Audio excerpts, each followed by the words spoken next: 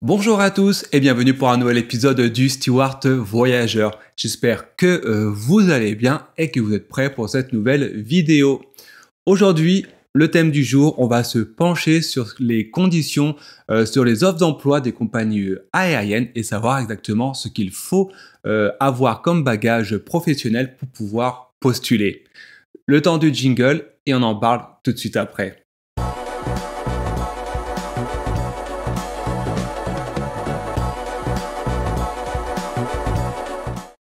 Et oui, encore une fois, on va parler des recrutements, des compagnies aériennes.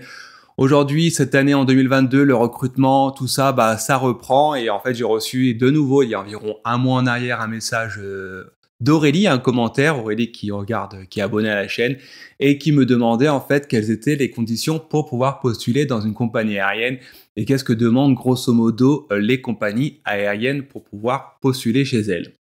Avant d'y répondre, vous avez l'habitude, n'hésitez pas à vous abonner si ce n'est pas encore fait, que ce soit en audio, si vous m'écoutez en podcast, en vidéo sur YouTube. Et également, n'hésitez pas à rejoindre la newsletter du Steward Voyageur. Alors pour le faire, c'est très simple. Vous allez sur comment devenir pnc.com.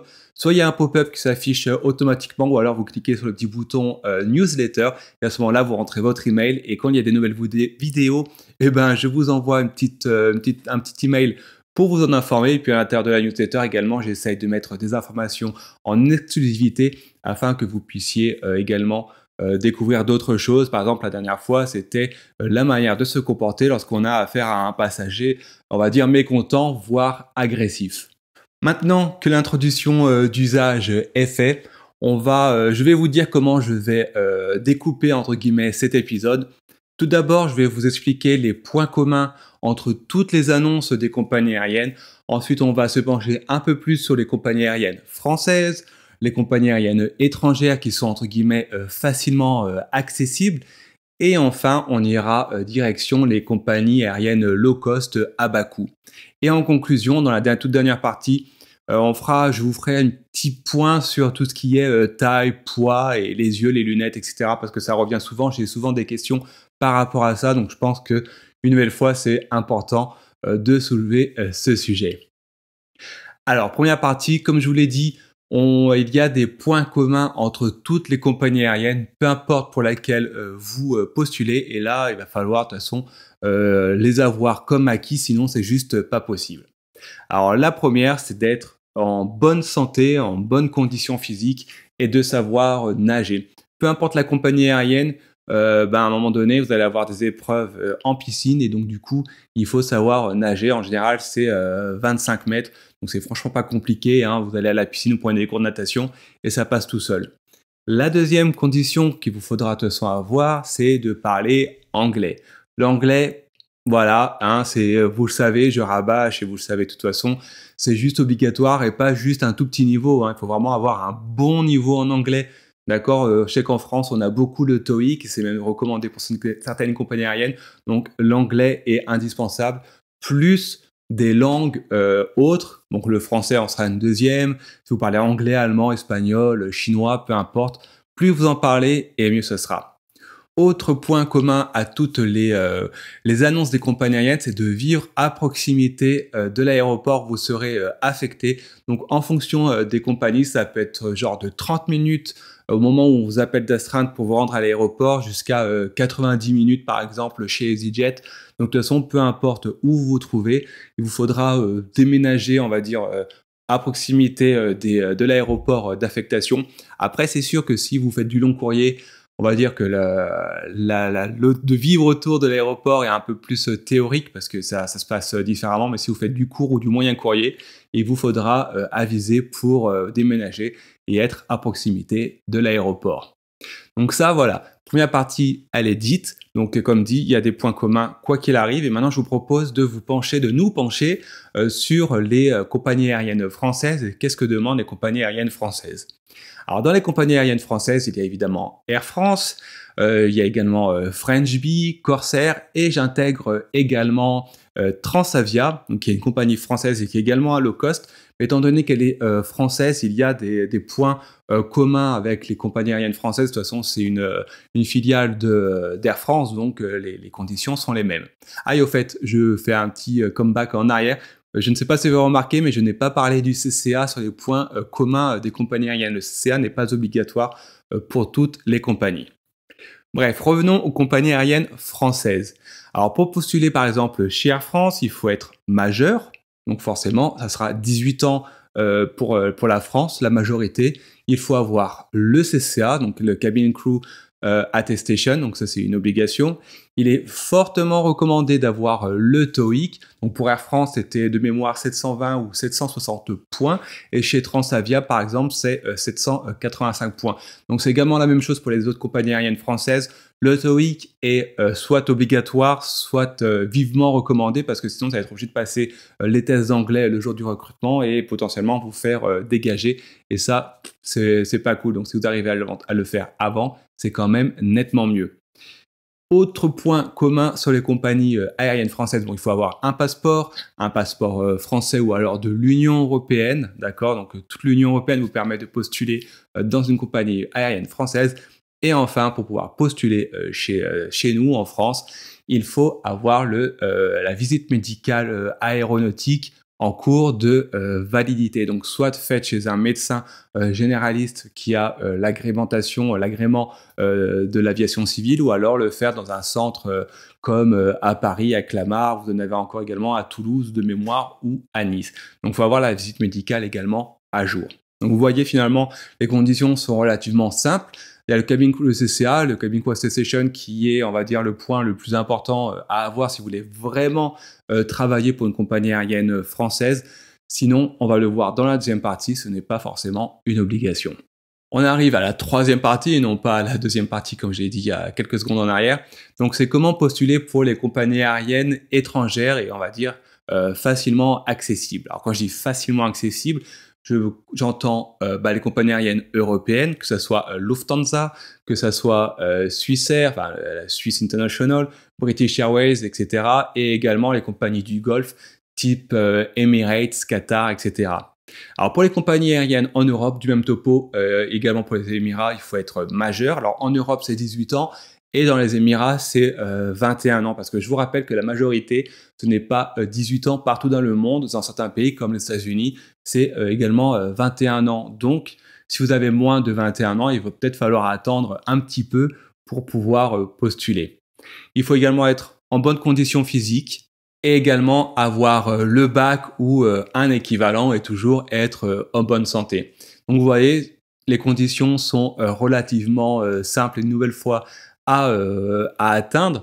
Et comme je vous l'avais fait remarquer juste avant, le CCA, dans ce cas-là, n'est pas obligatoire parce que dans les compagnies aériennes étrangères, globalement, on va vous former en interne. Donc, en général, les formations durent 1 mois. Donc là, c'est valable par exemple chez Emirates, les compagnies étrangères, ou également après, on va voir sur les compagnies low cost, donc que ce soit Volotea, EasyJet, Ryanair, etc., etc. On vous forme en interne. Ça dure des formations qui durent 1 mois. Et ensuite, avec cette formation, ça vous donne un équivalent CCA. Si jamais vous voulez aller par la suite aller chez Air France, hop, vous pouvez aller chez Air France avec ce diplôme et ça sera largement accepté. Et enfin, dernière partie concernant les recrutements, on va parler des compagnies aériennes étrangères low cost. Et comme je vous l'ai dit, c'est du même topo. Il faut être majeur, donc c'est globalement 18 ans parce que c'est compagnies aériennes en Europe, même chez Wizz Air, les pays de l'Est, c'est 18 ans. Être en bonne santé, avoir le bac, avoir un passeport, avoir toujours un bon niveau d'anglais. Donc voilà, ça reste assez basique et une nouvelle fois, le CCA n'est pas obligatoire dans ce cas-là parce qu'on vous formera en interne.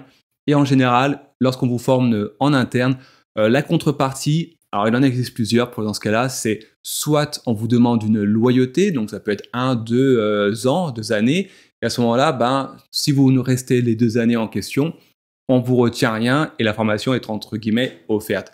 Pour d'autres compagnies aériennes, si vous êtes formé en interne, à ce moment-là, il y aura une retenue sur salaire. De mémoire, c'est ce qui se passe chez Ryanair et également chez Volotea.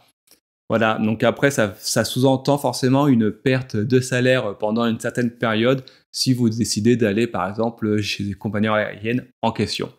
Enfin, on arrive à la toute dernière partie de cette vidéo et je vais répondre parce que j'ai aussi également reçu des mails en privé par rapport à des questions sur la taille, le poids, les lunettes, etc. Alors au global, qu'on soit grand, petit, large ou ce que vous voulez, ne pose pas trop de problèmes. En fait, la seule question à se poser, c'est concernant la sécurité à l'intérieur de l'avion. Est-ce que ma taille, que ce soit en trop petit ou trop grand, est-ce que ma taille a potentiellement une influence sur la sécurité à l'intérieur de l'avion? Sous-entendu, si je suis trop petite ou trop petit, est-ce que cela va m'empêcher d'atteindre les objets de sécurité, que ce soit les défibrillateurs, etc., les équipements de sécurité en général? Est-ce qu'il y a potentiellement un danger à ce niveau-là?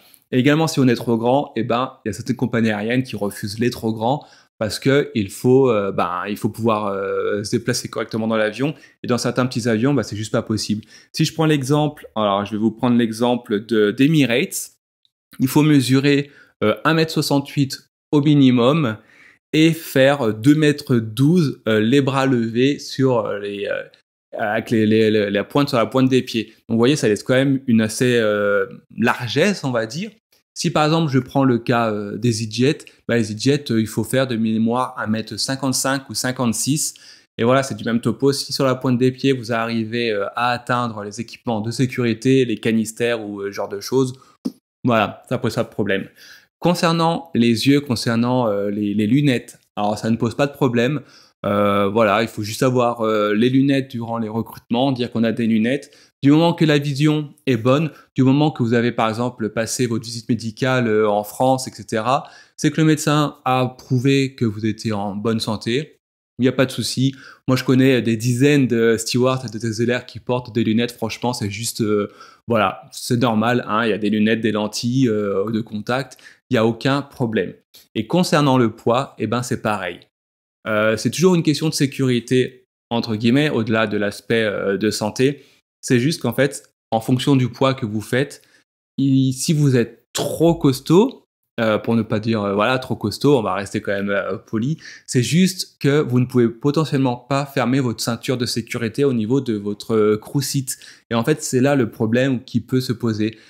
La taille en soi, hein, je vous rappelle qu'en Europe, on ne distingue plus, hein, c'est interdit de faire de la discrimination au physique, mais une personne trop grand, trop costaud, trop balèze, eh ben, sera potentiellement recalée si elle ne peut pas fermer sa ceinture de sécurité sur son siège PNC. En fait, le problème viendrait à la limite juste là. À partir de là, si vous êtes, on va dire, dans la norme globale, hein, on va dire avec un poids, une taille, etc., on va dire normal, vous n'êtes pas dans les extrêmes, à ce moment-là, il n'y a pas de problème. Hein. Moi, je connais des stewards et des hôtesses, hein, et on va dire, sont pas filiformes, puis même moi, vous me regardez, je suis pas filiforme, et ben voilà, ça se passe très bien, il faut juste réussir à fermer sa ceinture de sécurité, puis à partir de là, tout se passe bien.